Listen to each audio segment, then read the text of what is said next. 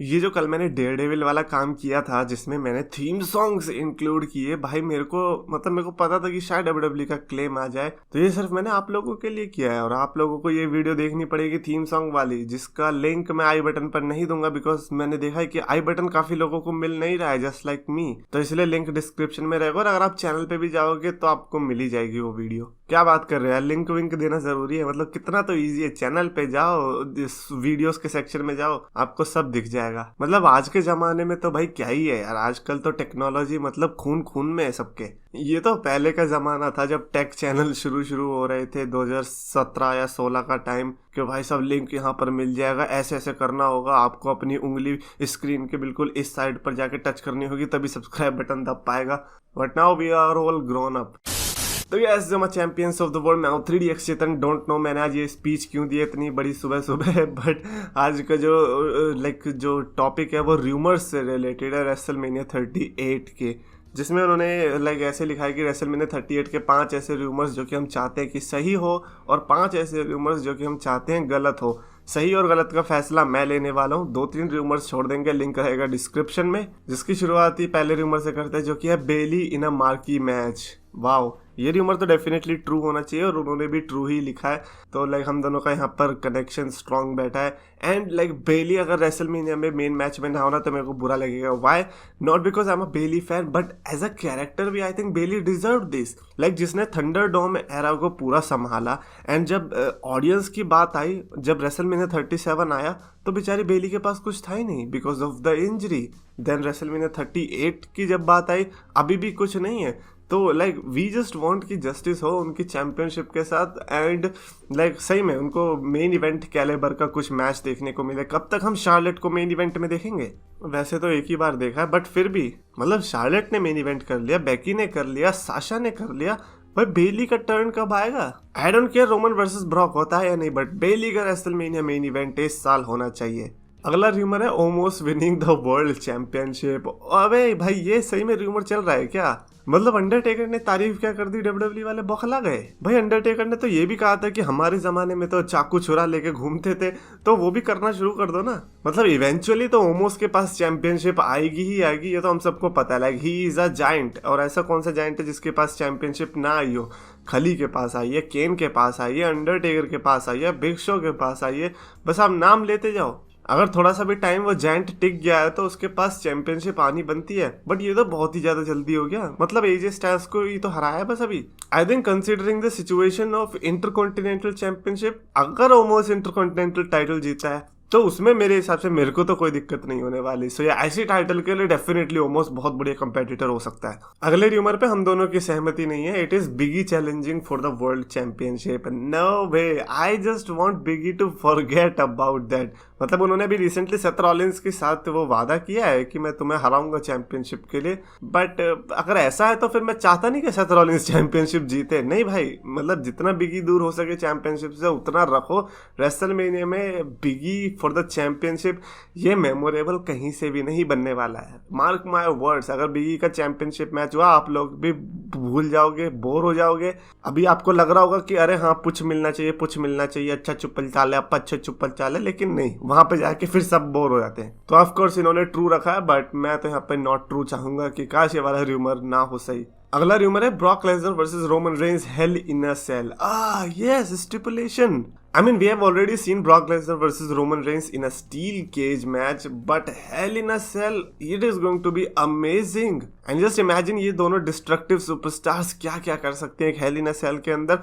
I think बिल्कुल वही होना चाहिए जो ऊसो के साथ हुआ था ना, Hell in a Cell and I Quit match। तो आई थिंक ये इस राइवलरी को once and for all end करने का जो मोमेंट होगा वो बहुत ही आइकॉनिक होगा, जिसमें एक सुपरस्टार आई क्विट बोल देगा। बट ये it is a good thing कि हाँ हमें Brock Lesnar versus Roman Reigns के मैच में स्टिपुलेशन देखने को मिले। And I think Hell in a Cell can be a great addition, considering भाई रेसलमेनिया में हेल इन अ सेल का ट्रेडिशन खत्म सा ही हो गया है। अगला र्यूमर है no Roman Reigns versus the Rock match. अभी तो मेरे को लगता है कि वैसे भी नहीं हो पाएगा। जिस तरह से सेथ रॉलिंस, लैशली, लेसनर और रेंस ये लोग आपस में भिड़ रहे हैं, द रॉक के कोई चांस लग भी नहीं रहे। पर्सनली मैं चाहता भी नहीं कि the rock versus Roman Reigns 38 में हो। If Reigns continue this domination और नेक्स्ट ईयर तक ये टाइटल रेंज जाए तब हाँ रॉक वर्सेस रोमन तब मैं डेफिनेटली चाहूंगा, बट अभी तो मेरे को पर्सनली कोई इंटरेस्ट नहीं आ रहा है। इट डिपेंड्स कि अगर रॉक रॉयल रंबल में रिटर्न करते हैं, वहां पर जीतते हैं, तो क्या पता मेरा परसेप्शन चेंज हो। अभी तो हमें फ्यूचर प्रिडिक्शन करके ही अंदाजा लगाना है, बट अगर ऐसे अंदाजा लगाना है तो मेरी तरफ से ना है, मैं नहीं चाहता कि ऐसा हो। बिकॉज रेंस वर्सेस लेसनर भाई अब तो एंड करने का टाइम आ ही गया। एक रेसलमेनिया चाहिए ना इन्हें एंड करने के लिए, करो फिर ये वाली रेसलमेनिया लो और इसको फाइनली फिनिश करो with a good payoff. अगला रूमर है major Steve Austin involvement. Oh I think हाँ ये तो मेरे को भी लग रहा था कि ट्रू हो सकता है। वाई? बिकॉज उनके जो होम टाउन है वहां पर ही रेसलमेनिया हो रही है, एंड अगर उनके होम स्टेट में रेसलमेनिया हो रही है then there is no chance कि WWE स्टीव ऑस्टिन को बोलेगी कि भाई आप अपने घर पे मत आना, ऐसा नहीं होने वाला। और जो रेसलमेनिया 38 की जो प्रमोशनल चीजें होती है ना, उसके लिए भी ऑस्टिन प्रमोट हो रहे हैं, अंडरटेकर भी प्रमोट हो रहे हैं इनफैक्ट। तो यस आई कैन एक्सपेक्ट कि स्टीव ऑस्टिन तो डेफिनेटली आ रहे हैं। इनफैक्ट रेसलमेनिया 32 जो कि वो भी टेक्सास में हुई थी, वहां पर भी ऑस्टिन देखने को मिले थे। तो मैं एक्सपेक्ट कर सकता हूँ कि ब्रॉक लेसनर या रोमन रेंस में से जो भी जीतेगा उसके बाद स्टोन कोल्ड स्टीव ऑस्टिन आएंगे और स्टनर मार देंगे। हा मजा आया? नहीं, ऐसा कुछ भी नहीं होगा। रेसलमेनिया 32 में जैसा हुआ था ना वैसे ही होगा। एक्जेवियर वुड्स टाइप के सुपरस्टार को आके ही स्टनर पड़ने वाली है। एंड फाइनली जो इन्होंने रूमर रखा है वो है Undertaker will be inducted into the hall of fame. Now this is what we all want, WrestleMania 38 का हॉल ऑफ फेम इंडक्शन हो। और लाइक काफी लोग कह रहे हैं कि अंडरटेकर अकेला ही इंडक्ट होना चाहिए हॉल ऑफ फेम में। काफी ट्रू लगता है सुनने में, बट भाई उनको 1-2 घंटे का शो भी तो देना है। हाँ ये है कि अंडरटेकर 1 घंटे की एंट्रेंस तो डेफिनेटली निकाल लेंगे, पर जिस तरह से हमने रेसलमेनिया 30 में देखा था ऑस्टिन, रॉक एंड होगन एक ही रिंग में, आई थिंक इस बार हमें अगर अंडरटेकर एंड ऑस्टिन एंड कोई एक और सुपरस्टार एक साथ एक ही रिंग में देखने को मिल जाए, लाइक मे बी केन और मिक फोली, तो आई थिंक वो भी इंटरेस्टिंग होगा। और उसके लिए अंडरटेकर क्योंकि प्रमोटेड हो रहे हैं पहले से ही, तो I think hall of fame में शायद से अंडरटेकर इस साल आने ही वाले हैं। मेरे को कोई दिक्कत नहीं है, इस साल करो या अगले साल करो, आई am all ready for Undertaker hall of fame induction. काफी इमोशनल भी होगा मेरे को लगता है। सो या that's it for this video. WrestleMania 38 के मेरे हिसाब से काफी बढ़िया रूमर्स है। सबसे ज्यादा बढ़िया जो मेरे को लगा वो था Omos winning the world championship, like it is the next level mega rumour. और साथ ही साथ आज ये अपडेट आई है, मुस्तफा अली ने ट्विटर पे अपनी रिलीज की रिक्वेस्ट करी है। वो चाहते हैं कि वो WWE से रिलीज हो जाए, बिकॉज ऑफकोर्स वो अपने प्राइम एज में, एंड वो नहीं चाहते होंगे कि हाँ वो खाली बैठ के अपना टाइम वेस्ट करे। वो भी अपने आप को हाथ पैर मारने की कोशिश करेंगे, शायद दूसरे प्रमोशन में ट्राई करेगी, क्या पता उधर सिक्का जल जाए।